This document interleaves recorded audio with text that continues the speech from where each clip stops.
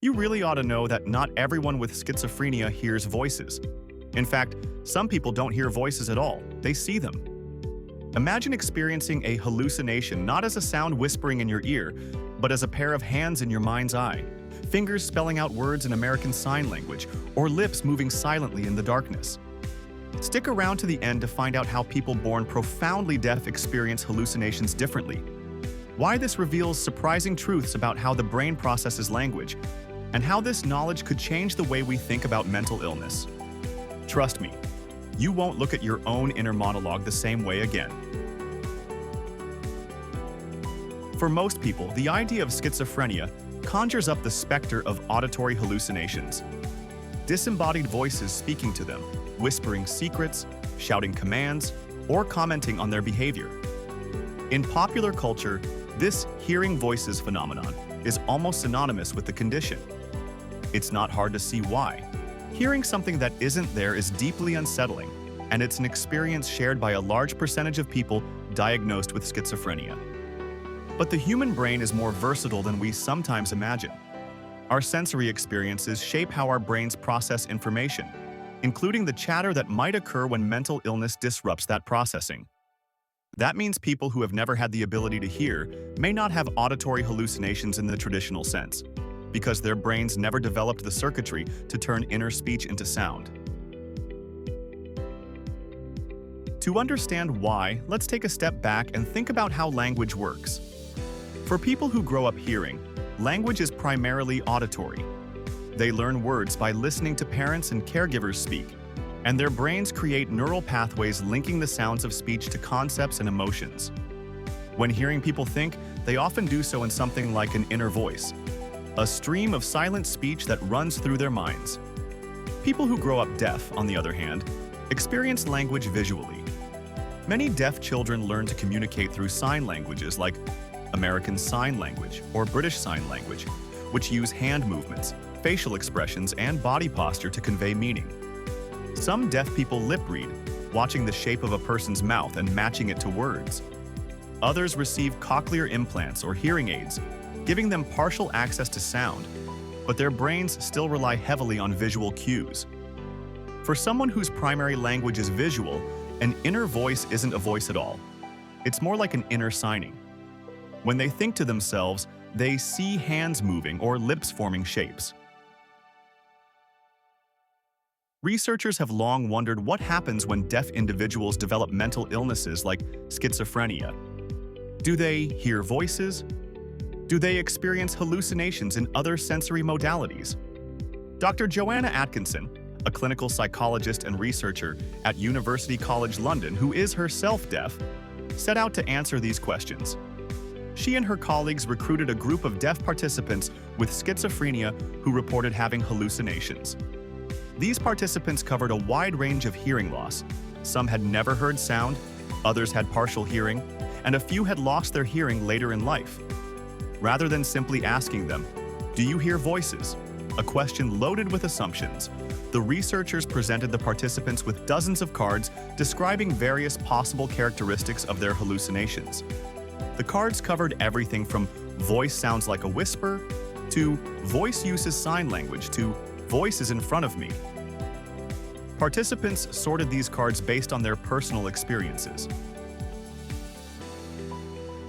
The findings were fascinating and challenged some long-held assumptions. Deaf people who had never heard any sound did not, in fact, report true auditory hallucinations. Instead, they described their hallucinations as visual or tactile. One participant said she would see an image of her mother's lips moving silently, as if her mother were speaking without sound. Another reported seeing hands in her mind making the shapes of sign language, delivering insults or commands. Yet another said the hallucinations came not as images, but as a vague sense of being fingerspelled to by an unseen presence.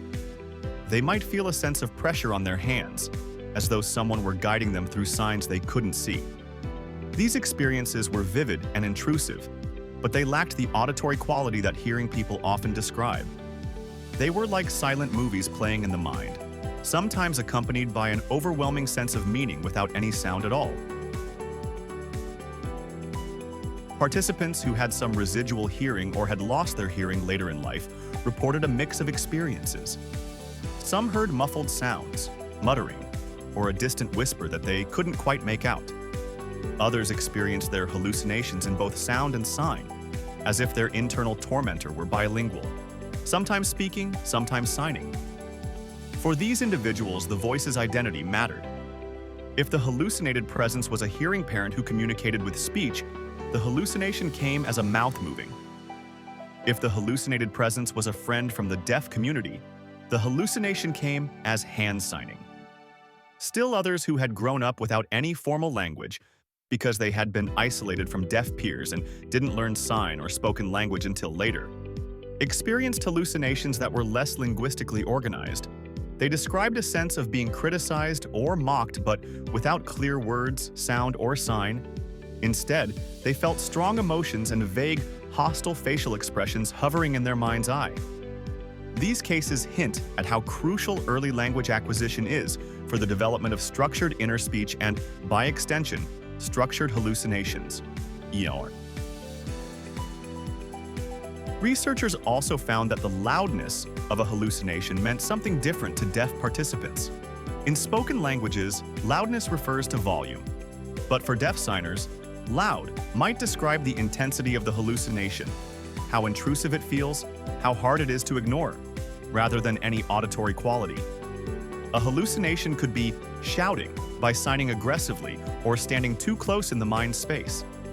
This linguistic nuance illustrates the danger of assuming that terms like hear and voice mean the same thing across sensory modalities. When deaf participants told hearing psychiatrists that the voices shout at them, those doctors might have incorrectly assumed they were hearing sound, when in fact they meant something completely different. The research suggests that we need to broaden our understanding of hallucinations and use language that fits each person's sensory world.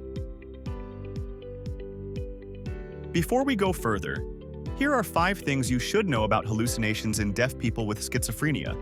And you won't believe number 4, visual language dominates. Deaf individuals who use sign language often experience hallucinations of hands, arms, or faces producing signs or lip movements rather than hearing disembodied voices. Their brains process language visually, so that's how hallucinated language appears. Language experience matters. Those who had some hearing early in life or learned spoken language may experience auditory hallucinations, but often these are mixed with visual cues. Conversely, those who lacked any formal language during childhood may have more diffuse, non-linguistic hallucinations. Descriptors are misleading. Words like hear, loud, and voice don't always mean sound. Deaf people may borrow these terms when communicating with hearing therapists, but they use them metaphorically to describe intensity or intrusiveness. Hallucinations can be bilingual. One participant in Dr. Atkinson's study reported a hallucination that sometimes spoke in sound and sometimes communicated in sign language, reflecting the person's bilingual experience. Imagine being yelled at by a bilingual devil who switches between speaking and signing. That's one multilingual tormentor. Understanding is critical for treatment. If clinicians assume that all hallucinations are auditory, they may misdiagnose or misunderstand deaf patients. Recognizing that hallucinations can be visual, tactile, or based on sign language helps doctors tailor therapy and reduce stigma.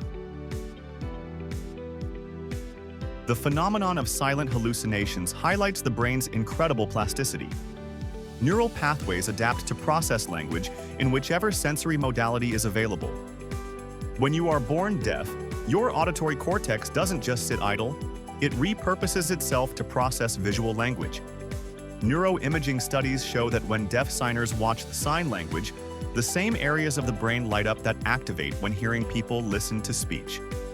Your brain will use whatever input it has to make sense of the world, and the same goes for your internal world.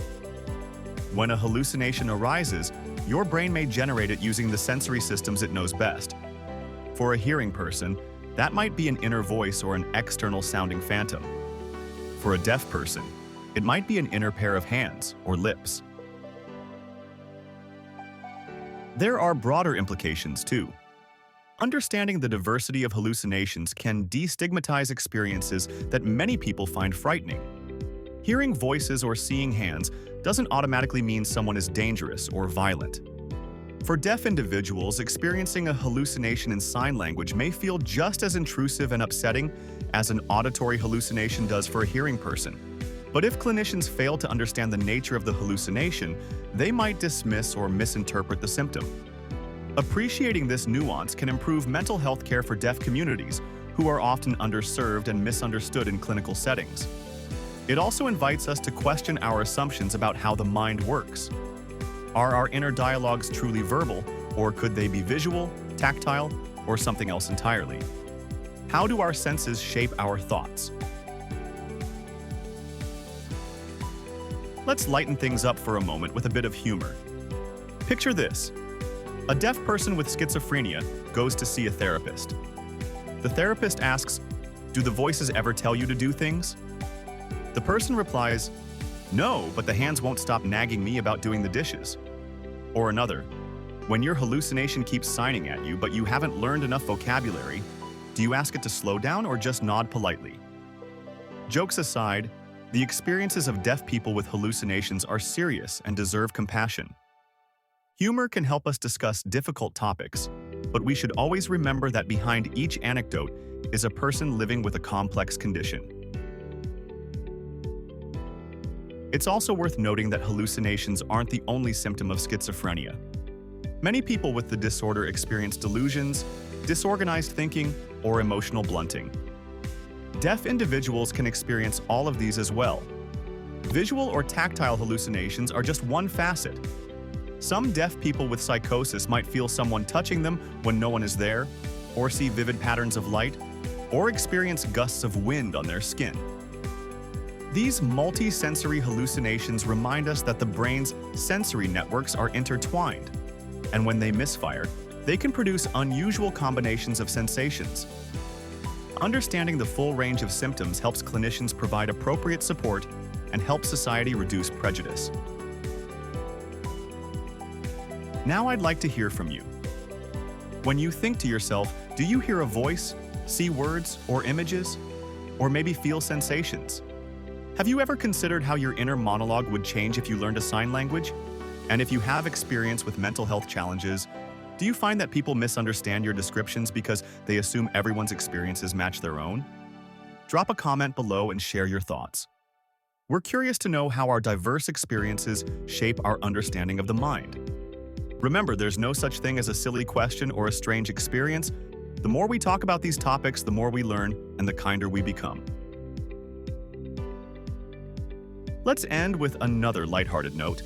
There's a meme that says, "My inner voice is British because I watch too many BBC dramas." Imagine if your inner monologue switched languages on you mid-thought, or started signing instead of speaking. Why is my inner voice doing jazz hands, you'd wonder? It turns out for some people, that's not far from reality. And it's not because they're dramatically inclined, but because their brains have adapted to their sensory world.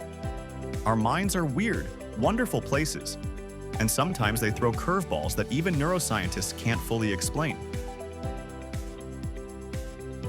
In conclusion, the fact that some deaf people with schizophrenia experience hallucinations as disembodied hands, signing, or lips moving, rather than as voices reveals how deeply language and sensory experience shape our minds.